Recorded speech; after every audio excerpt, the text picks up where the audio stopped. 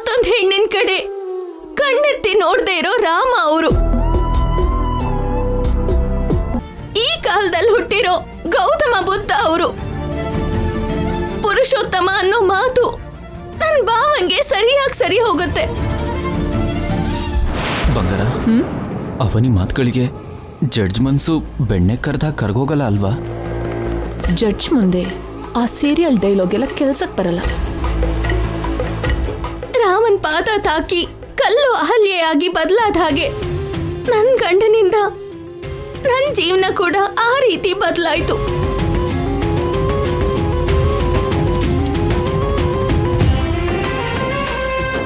ಇದಕ್ ಮುಂಚೆ 2-3 ಸಲ ನನ್ ತಾಳಿ ಹರಿದೋದಾಗ ನನ್ ಭಾವಂಗೆ ಗಂಡಾಂತರ ಎದುರಾಯ್ತು. ಈಗ ಈ ತಾಳಿ ಕತ್ತಲ್ಲಿದ್ರು ಭಾವ ಮಾಡ್ತಾ ಇರೋ ತಪ್ಪಿಗೆ ಯಾಕೆ ಶಿಕ್ಷೆ ಆಗ್ತಾ ಇದೆ ಯುವರ್ ಆನರ್?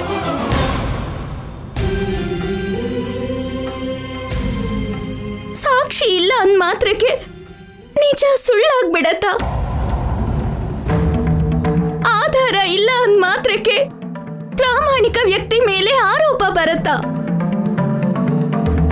ನ್ಯಾಯಾಲಯದಲ್ಲಿ ಒಬ್ಬ ಒಳ್ಳೆಯವನಿಗೆ ಅನ್ಯಾಯ ಆದ್ರೆ ಇನ್ನು ನ್ಯಾಯ ವ್ಯವಸ್ಥೆ ಮೇಲೆ ನಂಬಿಕೆ ಹೇಗ್ ಬರುತ್ತೆ?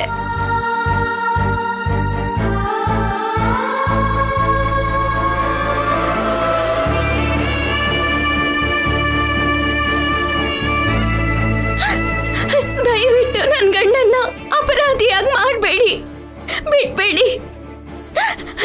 ಇಲ್ಲ, ಸ್ವಲ್ಪ ಸಮಯ ಕೊಡಿ. ಸೀರಿಯಲ್ ಡೈಲಾಗ್ ಅಂದೆ ಜಡ್ಜ್ ಅವ್ರ ಮುಖ ನೋಡ್ತಿದ್ರೆ ಅವ್ರ ಎಕ್ಸ್ಪ್ರೆಷನ್ ಬೇರೆ ಚೇಂಜ್ ಆಗ್ತಿದೆ. ಅದೇ ನಂಗೂ ಟೆನ್ಷನ್ ಆಗ್ತಾ ಇದೆ. ನಂಗೆ ನನ್ ಮಗಳಿಗೆ ಅನ್ಯಾಯ ಮಾಡಬೇಡಿ ಯುವರ್ ಆನರ್. ನೋಡಮ್ಮ, ನೀನು ಎಷ್ಟೇ ಹತ್ರು ಎಷ್ಟೇ ಕಣ್ಣೀರು ಹಾಕಿದ್ರೂ ಪ್ರಯೋಜನ ಇಲ್ಲ. ಆಧಾರ ಬೇಕೇ ಬೇಕು.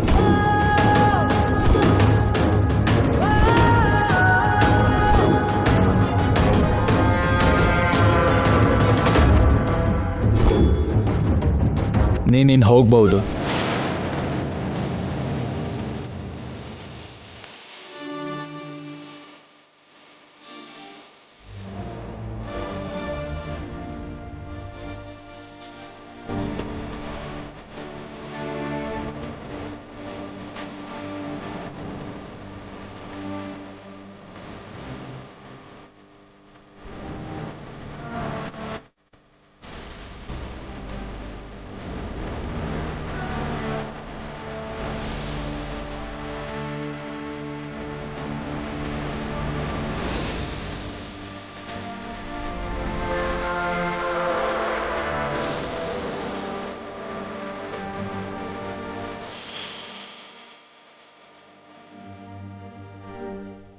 ಈ ಕೇಸನ್ನು ಸರಿಯಾಗಿ ಪರಿಶೀಲಿಸಿದ ನಂತರ ಇರೋ ಆಧಾರಗಳನ್ನು ಆಧಾರ ಮಾಡಿಕೊಂಡು ಆರೋಪಿ ಶ್ರೀಕರ್ ವಿಕಾಸ್ನ ಹತ್ಯೆ ಮಾಡಿದ್ದಾನೆ ಅಂತ ಕೋರ್ಟು ನಂಬ್ತಾ ಇದೆ.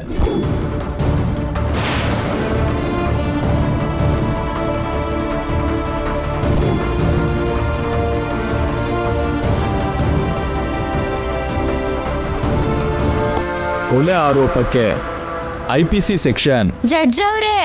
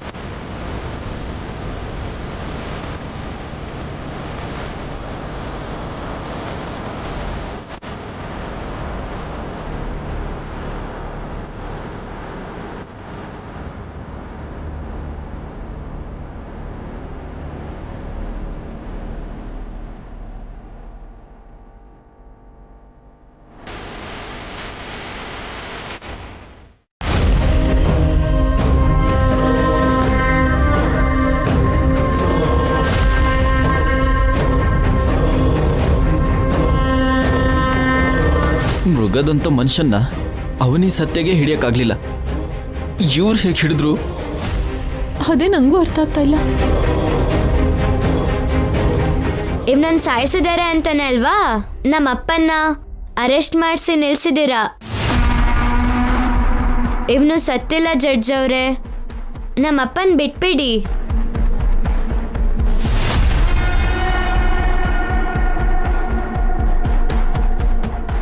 ಇವನೇನೋ ಸಿಕ್ಕಾಕೊಂಡ, ನಮ್ಮ ಹೆಸರು ಹೇಳಲ್ಲ ಅಲ್ವಾ? ಹೇಳ್ದೇನೆ ಏನ್ ಮಾಡ್ತಾನೆ? ಇವನ್ ಜೊತೆಗೆ ನಮ್ಮನ್ ಕೂಡ ಒಳಗಡೆ ಕರ್ಕೊಂಡು ಹೋಗ್ತಾನೆ. ಯೋರ್ ಆನರ್, ಈ ಸಂದರ್ಭದಲ್ಲಿ ನಿಮಗೆ ಮತ್ತೊಂದು ವಿಷಯ ಕೂಡ ಹೇಳಬೇಕು. ಇವನು SI ಪ್ರತಾಪ್ ಅವರನ್ನು ಕೂಡ ಸಾಯಿಸಿದ್ದಾನೆ.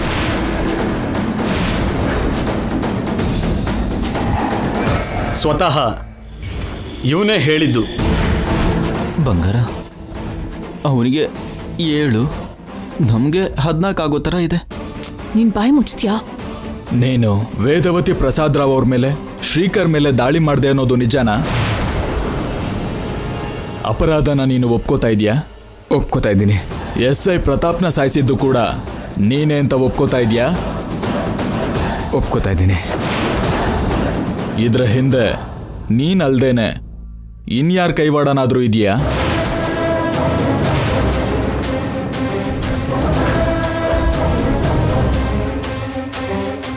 ಅವ್ನು ನಮ್ಮ ಹೆಸರನ್ನ ಹೇಳ್ಬಾರ್ದು ದೇವ್ರೆ.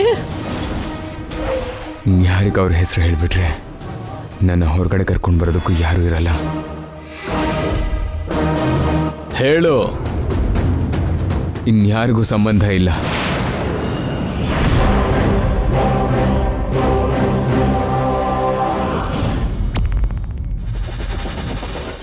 ನಾನು ಕೇಳಿದ ಗಡುವು ಮೀರಿ ತುಂಬ ಸಮಯ ಆಗಿಲ್ಲ. ಅಷ್ಟರಲ್ಲೇನೆ ನಿಜವಾದ ಅಪರಾಧಿ ಈ ವಿಕಾಸ್ ನಿಮ್ಮ ಮುಂದೆ ಬಂದಿದ್ದಾನೆ.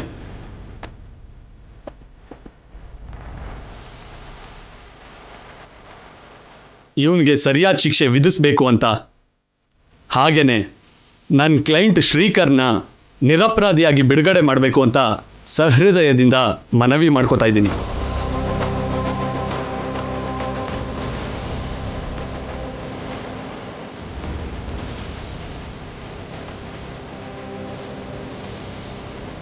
ಬದುಕಿರೋ ವ್ಯಕ್ತಿ ಸತ್ತಿದ್ದಾನೆ ಅಂತ ಸೃಷ್ಟಿಸಿದ್ದಕ್ಕೆ ಈ ಕೇಸ್ನ ಸಸ್ಪೆಂಡ್ ಮಾಡ್ತಿದ್ದೀನಿ.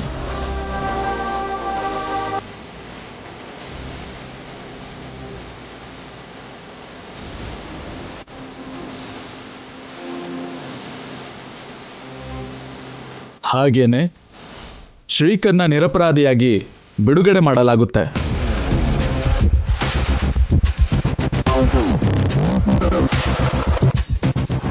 ವಿಕಾಸ್ ತಾನು ಮಾಡಿದ ಅಪರಾಧಗಳನ್ನ ತಾನೇ ಸ್ವತಃ ಒಪ್ಪಿಕೊಂಡಿದ್ದಕ್ಕೆ ಅವನಿಗೆ 14 ವರ್ಷ ಕಠಿಣ ಕಾರಾಗೃಹ ಶಿಕ್ಷೆನ ವಿಧಿಸಲಾಗಿದೆ.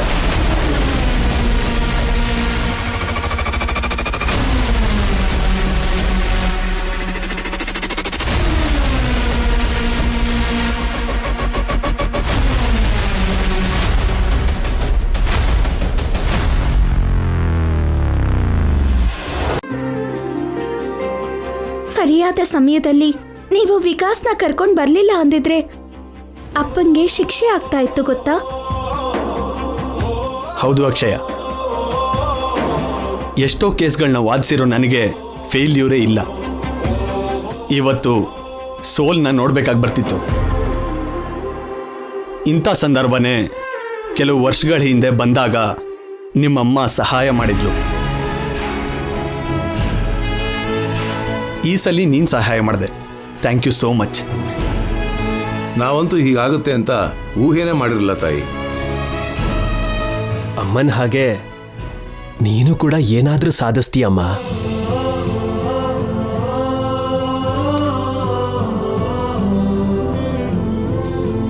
ಹೇಗಾದ್ರೂ ಏನು, ನಮ್ ತಮ್ಮ ಹೊರಗಡೆ ಬಂದ, ಅದೇ ನಮ್ಗೆ ಸಂತೋಷ. ದೊಡ್ಡ ಸಮಸ್ಯೆ ತೀರ್ತಲ್ವಾ? ಇನ್ನಾದ್ರೂ ಹೊರಡಣ್ವಾ? ಅಕ್ಷಯ, ಒಂದ್ ವಿಷಯನ್ ಕೇಳದೆ ಮರ್ತ್ಬಿಟ್ಟಿದ್ದೆ. ಏನಮ್ಮ? ನಿನ್ನೆ ವಿಕಾಸ್ ನಮ್ ಕೈಯಿಂದ ತಪ್ಪಿಸ್ಕೊಂಡು ಓಡ್ ಹೋದ. ಇಡೀ ಕಾಡ್ ಹುಡ್ಕೋದ್ರೂ ಸಿಗ್ಲಿಲ್ಲ. ಅಂಥದ್ರಲ್ಲಿ ನಿಮಗೆ ಎಲ್ಲಿ ಸಿಕ್ತಾ? ನೀವು ಅವನನ್ನ ಹೇಗೆ ಬನ್ಸಿ ಕರ್ಕೊಂಡು ಬಂದ್ರಿ? ಹೌದಮ್ಮ, ನೀವ ಚಿಕ್ಕ ಮಕ್ಕಳು, ಅವನು ಮೃಗದ ಹಾಗೆ ಇಷ್ಟಿರ್ತಾನೆ. ಅವನನ್ನ ನೀವು ಯಾವ ರೀತಿಲಿ ಹಿಡಿದು ಎಳ್ಕೊಂಬಂದ್ರಿ? ರಾತ್ರಿ ಏನ್ ನಡೀತು ಅಂತ ಎಲ್ಲಾನು ಕ್ಲೀನಾಗಿ ಹೇಳ್ತೇನೆ ರೀ. ಪೂಜಾರಿ ಅವ್ರು ಹೇಳಿದ ರೀತಿಲಿ ನಾನು ದೀಕ್ಷೆಲಿದ್ದೆ.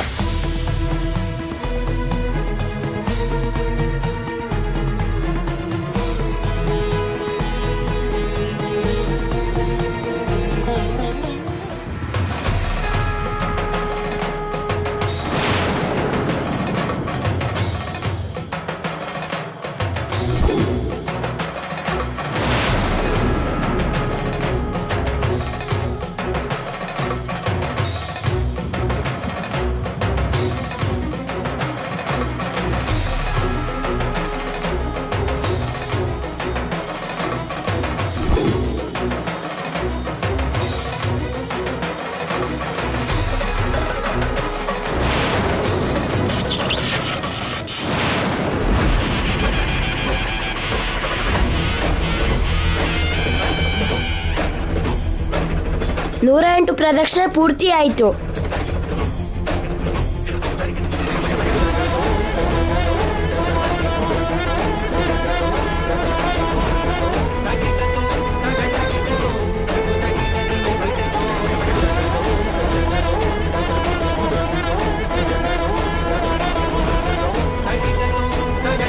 ಅಮ್ಮ, ಪೂಜಾರಿ ಅವ್ರು ಹೇಳ್ದಾಗೆ 108 ಪ್ರದಕ್ಷಿಣೆನ ಪೂರ್ತಿ ಮಾಡಿದ್ದೀನಿ. ನಮ್ಮಪ್ಪ ನೀನೇ ಕಾಪಾಡಬೇಕು.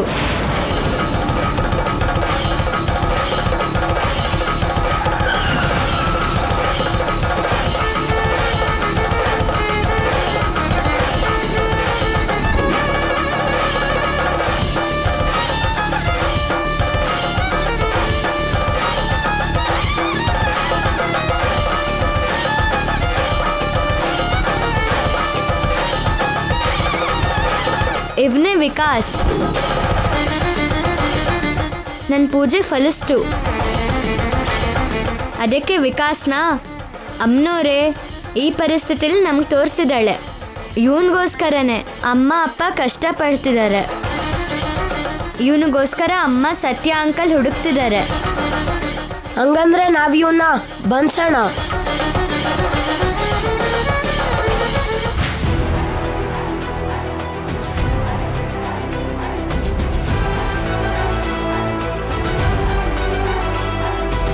ಆ ರೀತಿಲಿ ಬನ್ಸಿ ಕರ್ಕೊಂಡು ಬರೋಕ್ಕಾಯ್ತು. ನಿಮ್ಮ ಕೈಯಿಂದ ತಪ್ಸ್ಕೊಂಡೋನು ನಮಗೆ ಸಿಗ್ಬೇಕಂತ ಬರೆದಿತ್ತು. ಅದಕ್ಕೆ ಅಮ್ಮನವ್ರು ತನ್ನ ಸನ್ನಿಧಿಗೆ ಕರೆಸ್ಕೊಂಡ್ಲು. ಆಕ್ಸಿಡೆಂಟ್ಗೆ ಗುರಿಯಾಗೋ ಹಾಗೆ ಮಾಡಿ ನಮಗೆ ತೋರಿಸಿದ್ಲು. ಅಬ್ಬಬ್ಬಬ್ಬಬ್ಬಬ್ಬಬ್ಬ, ಸೇಮ್ ಸಿನಿಮಾ ಸ್ಟೈಲಲ್ಲೇ ನಡೀತು. ಚೆನ್ನಾಗಿದೆ, ಚೆನ್ನಾಗಿದೆ ಅಲ್ವಾ? ಎಷ್ಟೇ ಬೇಡ ಅನ್ಕೊಂಡ್ರು ಅಕ್ಷಯ ಮಹಿಮೆ ಇರೋ ಹುಡುಗಿ ಅಲ್ವಾ, ಅದಕ್ಕೆ ಎಂಥ ಅದ್ಭುತನಾದ್ರೂ ನಡೆಯುತ್ತೆ. ನೀನ್ ಪೂಜೆ ಮಾಡಿದ್ರಿಂದಾನೇ ನಮಗೆ ಒಳ್ಳೇದಾಗಿದೆ ಅಮ್ಮ. ನೀನ್ ಮಾಡಿರೋ ಪೂಜೆಯಿಂದನೇ ಅಮ್ಮನವ್ರ ಅನುಗ್ರಹದಿಂದ ಶ್ರೀಕರ್ ಹೊರಗಡೆ ಬರೋಕಾಯ್ತು. ಶ್ರೀಕರ್ನ ಕಾಪಾಡ್ಕೊಳ್ಳೋದಕ್ಕೆ ಹೆಂಡತಿ ಮಕ್ಕಳು ತುಂಬಾ ಪ್ರಯತ್ನಗಳು ಮಾಡಿ ಕೊನೆಗೂ ವಿಜಯ ಸಾಧಿಸೇ ಬಿಟ್ರು.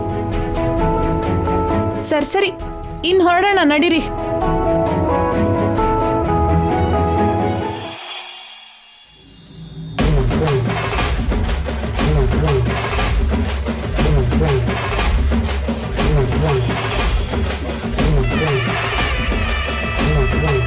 ಅನ್ಕೊಳ್ದಿರೋ ರೀತಿಲಿ ಅಪ್ಪನ ಮೇಲೆ ಆರೋಪ ಬಂತು. ಸ್ಟೇಷನ್ಗೆಲ್ಲ ಹೋದ್ರು, ಕೋರ್ಟ್ವರೆಗೂ ಹೋಗ್ಬೇಕಾಗಿ ಬಂತು. ಅಮ್ಮನವ್ರ ದಯೆಯಿಂದ ಕ್ಷೇಮವಾಗಿ ಮನೆಗೆ ಬರ್ತಿದ್ದಾರೆ. ಇನ್ನೊಂದ್ಸಲ ಆ ರೀತಿಲಿ ಆಗಬಾರ್ದು. ಅದಕ್ಕೆ ದೃಷ್ಟಿ ತೆಗಿಬೇಕಂತ ನಿಮ್ಮನ್ನ ಇಷ್ಟೊತ್ತು ಹೊರಗಡೆ ನಿಲ್ಸಿದ್ದೀನಿ.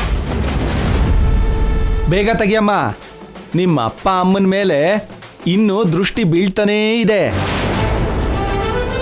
ನಮ್ಮ ಬಗ್ಗೆನೇ ಕಾಮೆಂಟ್ ಮಾಡ್ತಾ ಇದ್ದಾನಲ್ವಾ? ಹೌದು ಬಂಗಾರ, ಬಾವನ್ ಮೇಲೂ ಕೂಡ ಯಾವುದೋ ಒಂದು ಆರೋಪನ ಹೊರಿಸಿ ಪರ್ಮನೆಂಟ್ ಆಗಿ ಜೈಲಲ್ಲಿರೋ ಹಾಗೆ ಮಾಡಬೇಕು. ಒಂದು ಕೆಲಸ ಆಗಿ ಹೋಗುತ್ತೆ. ಅವ್ರ ಕಣ್ಣು, ಇವ್ರ ಕಣ್ಣು, ಬೀದಿಲಿ ಹೋಗೋರ್ ಕಣ್ಣು, ಕೆಟ್ಟವ್ರ ಕಣ್ಣು ಮನೇಲಿರೋರ್ ಕಣ್ಣು ಎಲ್ಲಾರ ಕಣ್ಣು ಹೊಟ್ಟೋಗ್ಬೇಕು. ಒಳಗಡೆ ಬನ್ನಿ.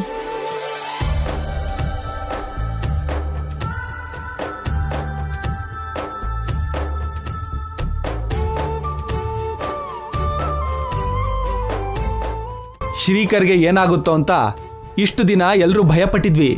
ಸತ್ಯ ದಯೆಯಿಂದ, ಅವನಿ ಪ್ರಯತ್ನದಿಂದ, ಅಕ್ಷಯ ಪೂಜೆಯಿಂದ ಶ್ರೀಕರ್ ಕ್ಷೇಮವಾಗಿ ಮನೆಗೆ ಬಂದ. ನಮ್ಮ ಪ್ರಯತ್ನಕ್ಕೆ ನನ್ನ ಮಗಳು ಮಾಡಿದ ಪೂಜೆ ಕೂಡ ಸರಿಯಾಗಿ ಜೊತೆಯಾಯಿತು. ಅದಕ್ಕೆ ಬೇಗ ಬಾವ ಹೊರಗಡೆ ಬರೋದಕ್ಕಾಯ್ತು. ದೇವಸ್ಥಾನದಲ್ಲಿ ನಂಗೆ ಪ್ರತಿ ವಿಷಯದಲ್ಲೂ ಚಿಂಟು ನಂಗೆ ತುಂಬ ಸಹಾಯ ಮಾಡ್ದ. ಅದರಿಂದನೇ ನನ್ನ ಕಷ್ಟದ ಪೂಜೆ ಎಲ್ಲ ಪೂರ್ತಿ ಮಾಡೋಕ್ಕಾಯ್ತು.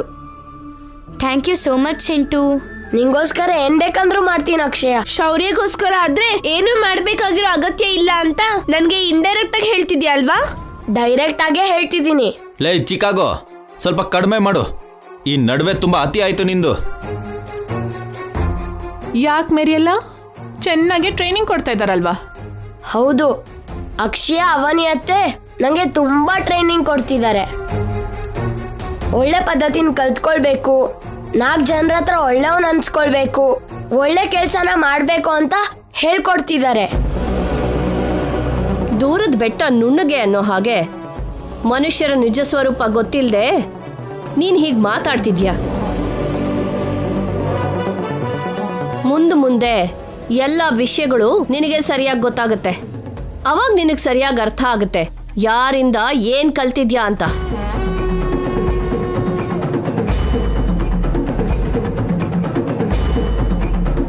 ವೇದ ಮಾತುಗಳು ತಲೆಗೆ ಹಾಕೊಳ್ದೆ ನೀವಿಬ್ರು ಒಳಗೆ ಹೋಗಿ. ಶ್ರೀಕರ್, ನೀನ್ ರೆಸ್ಟ್ ತಗೋ. ಸರಿಯಪ್ಪ.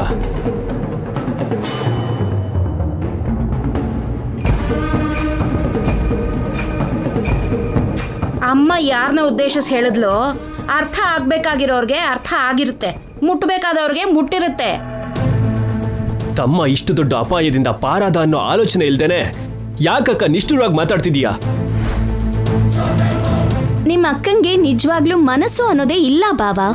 ಯಾರು ಬಿಸ್ಕೆಟ್ ಹಾಕ್ತಾರೋ ಆ ಕಡೆ ಹೋಗ್ತಾ ಇದ್ದಾರೆ. ಮರ್ಯಾದೆಯಿಂದ ಮಾತಾಡವನಿ.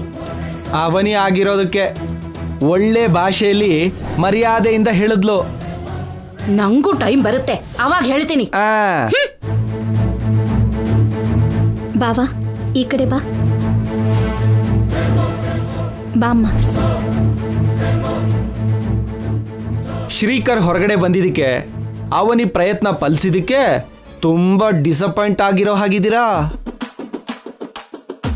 ಆಗಲ್ಲಮ್ಮ, ನೀವು ಅನ್ಕೊಂಡಿರೋದಾಗಲ್ಲ. ಬಾರೋ ಚಿಂಟು, ಹೋಗೋಣ. ಬಂಗಾರ, ಅರ್ಜೆಂಟಾಗಿ ಬಾವನಿಗೆ ಬಾಂಬ್ ಹಾಕಿ ಮುಗಿಸ್ಬಿಡೋಣ ಅನಿಸ್ತಿದೆ.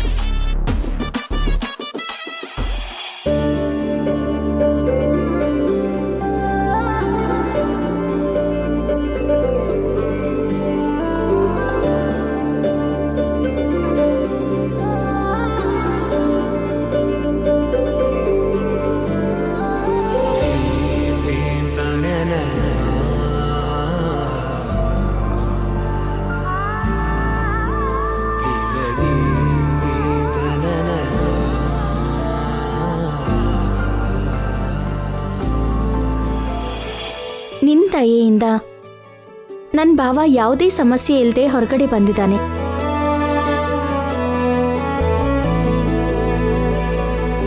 ಇನ್ಮೇಲಿಂದ ಯಾವ ಕಡೆಯಿಂದ ಏನೇ ಸಮಸ್ಯೆ ಬಂದ್ರೂ ನಾವು ಮೊದಲೇ ಎಚ್ಚರಿಕೆ ವಹಿಸಿ ಹುಷಾರಾಗಿರ್ಬೇಕು. ನಮ್ಮ ಮಧ್ಯೆ ಯಾವುದೇ ದೂರ ಬರ್ದೇ ಇರೋ ಹಾಗೆ ಜಾಗೃತೆಯಾಗಿರ್ಬೇಕು. ನಾವು ಯಾವಾಗ್ಲೂ ಎಷ್ಟೇ ಪ್ರಯತ್ನ ಮಾಡಿದ್ರು ಪ್ರತಿ ಸಲ ಅವನಿದೆ ಮೇಲ್ಗೈ ಆಗುತ್ತೆ. ಇನ್ನು ನಾವು ಅವ್ರನ್ನ ಮನೆಯಿಂದ ಆಚೆ ಕಳ್ಸಕ್ ಆಗಲ್ವಾ? ಅವ್ರ ವಿಷಯ ಬಿಡು, ನಾವು ದೊಡ್ಡ ಸಮಸ್ಯೆಯಿಂದ ಪಾರಾಗಿದ್ದೀವಿ. SI ಹತ್ರ ವಿಕಾಸ್ನ ಎನ್ಕೌಂಟರ್ ಮಾಡು ಅಂತ ನಾವೇ ಹೇಳಿದೀವಿ ಅನ್ನೋ ವಿಷಯ ವಿಕಾಸ್ಗೆ ಇನ್ನೂ ಗೊತ್ತಾಗಿಲ್ಲ. ಅವನಿಗೆ ಗೊತ್ತಾದ್ರೆ ಮಾತ್ರ ಅತ್ತೆ ಮಾವನ ಮೇಲೆ ಅವನ ಹತ್ರ ಅಟ್ಯಾಕ್ ಮಾಡಿಸಿದ್ ನಾವೇ ಅಂತ ಅವನು ಎಲ್ಲರ ಹತ್ರ ಹೇಳ್ಬಿಡ್ತಾ ಇದ್ದ. ಅವಾಗ ನಾವು ಮನೆಯಿಂದ ಹೊರಗಡೆ ಹೋಗ್ಬೇಕಾಗಿ ಬರ್ತಾ ಇತ್ತು. ಅದ್ ಮಾತ್ರ ಕರೆಕ್ಟ್. ಅವನು ನಮ್ಮ ತಲೆ ಮೇಲೆ ಹಾಲು ಹಾಕ್ದ.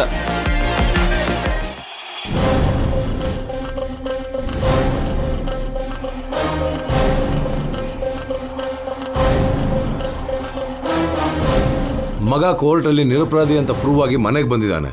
ಸಂತೋಷವಾಗಿರದೆ ನೀನು ಏನೋ ಕಳ್ಕೊಂಡವಳ ಥರ ಯಾಕೆ ಕೂತಿದ್ಯಾ ನೀನು? ಸೊಸೆ ಮೇಲಿಟ್ಟಿದ್ದ ನಂಬಿಕೆನ ಕಳ್ಕೊಂಡಿದ್ದೀನ್ರಿ. ಅದಕ್ಕೆ ಆನಂದದ ಬದಲು ಚಿಂತೆಲಿದ್ದೀನ್ರಿ.